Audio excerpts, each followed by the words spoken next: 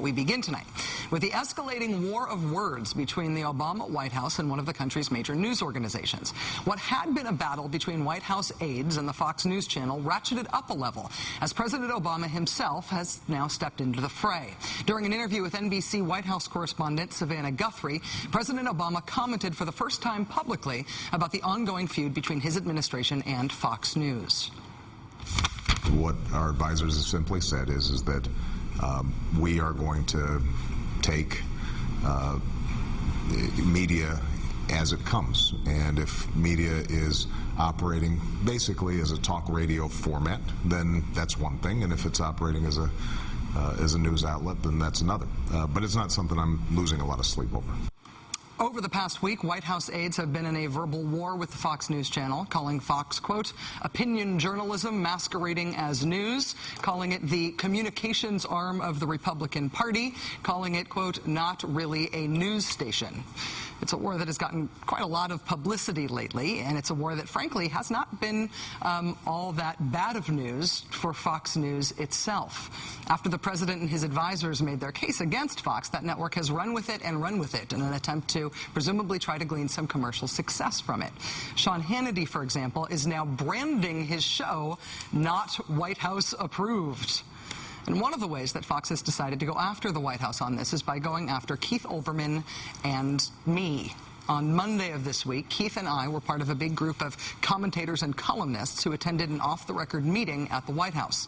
Our attendance at that meeting has been breathlessly reported by Fox News as some sort of smoking gun evidence of a double standard by the White House.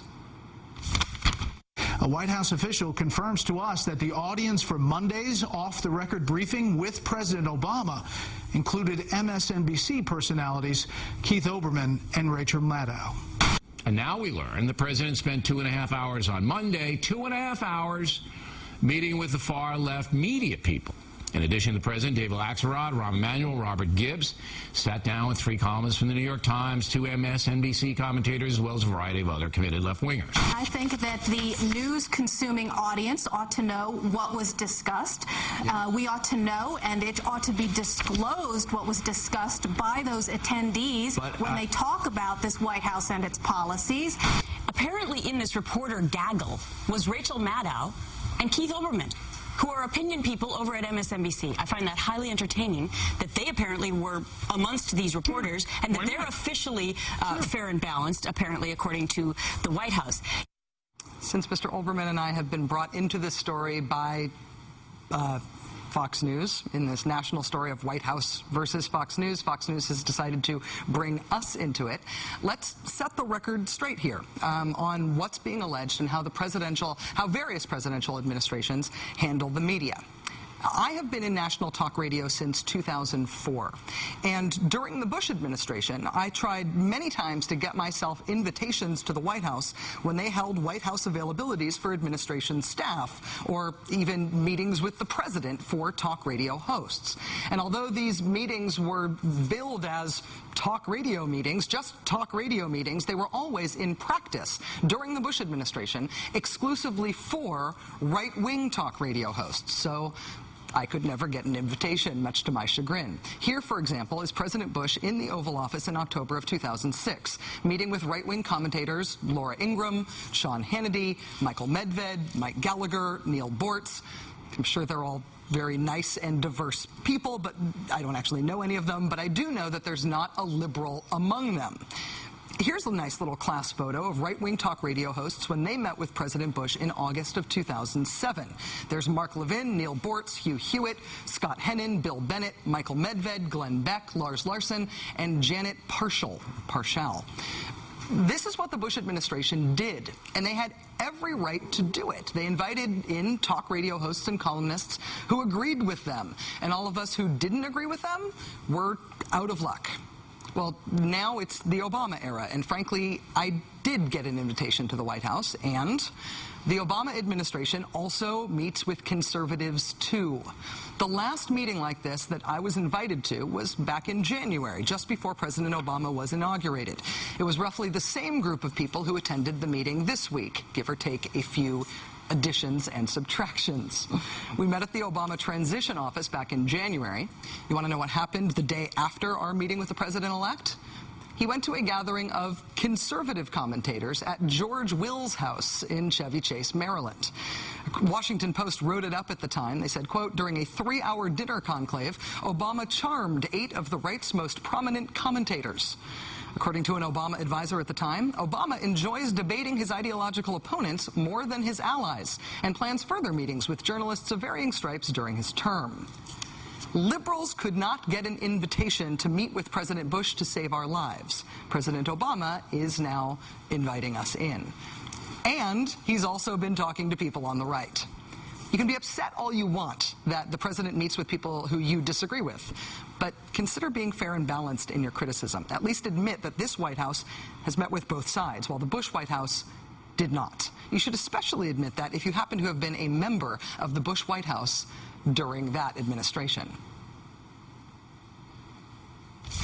It is demeaning the office of the president by taking the president and moving him from a person who ought to be talking to everybody and communicating through every available channel to saying, if you oppose me, if you question me, if you're too tough on me, by gosh, me and my people are not going to come on. We're going to penalize you. And that just is wrong, fundamentally wrong. If you're too tough on me, me and my people are not going to come on. According to Mr. Rove, that sort of punishment is fundamentally wrong. That's something the Bush White House would never have done. Right, former Bush White House Press Secretary Dana Perino? Believe me, there were some people who really wanted me from the podium to go after MSNBC, and I just thought it was a bridge too far. And not only did you not go after them, you gave them interviews, as did the president. Sure. Gave them all interviews. Read Ronald Reagan's diary. Towards the end, we didn't do a lot with MSNBC. Oh, yeah. Right. MSNBC was frozen out at the end of the Bush administration, and Bush administration officials now admit it. The Bush administration had media wars of their own. You remember back in 2000 when President Bush said this about a New York Times reporter named Adam Clymer.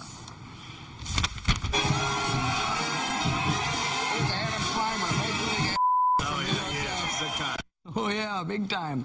After that, would it surprise you to learn that President Bush never did one interview with the New York Times during his entire presidency? Not one in 8 years?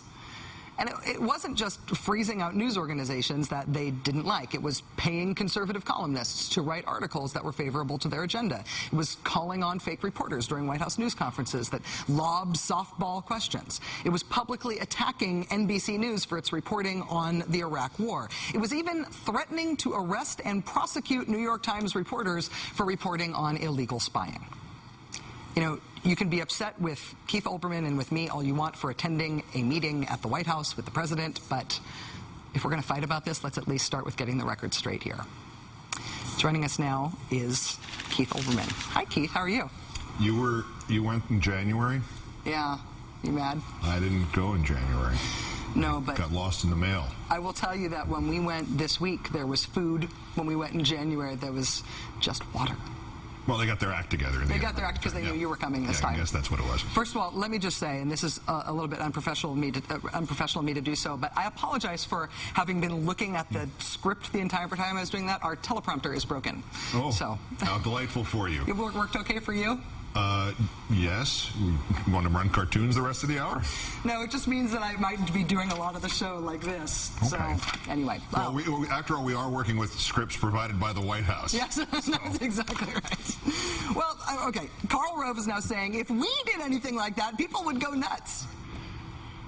When people talk about post-traumatic stress disorder in politics, do you ever feel like they're walking examples of this, like they have forgotten what they did half the time while in the White House? This is exactly what they did. They had, not only did they have these meetings, but as you pointed out correctly, they were much more doctrinaire and much more politically, there were eligibles and ineligibles, and nobody ever crossed from one to the other.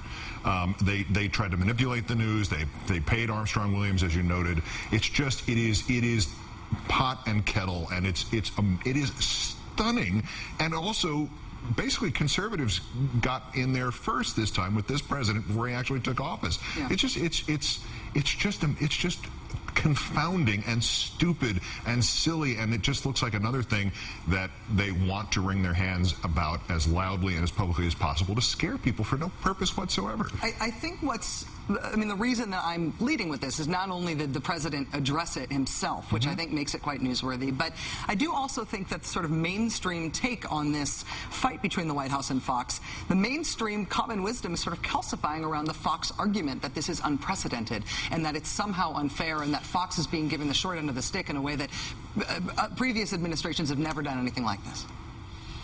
Other than the previous administration, and in much greater degree, if we're going to talk about this, as you point out, those last 8 years were attempts to manipulate where they could not completely control. I mean, they controlled Fox News and went on it, clearly. I mean, there's no argument about that. And then they went and proceeded to go after us particularly.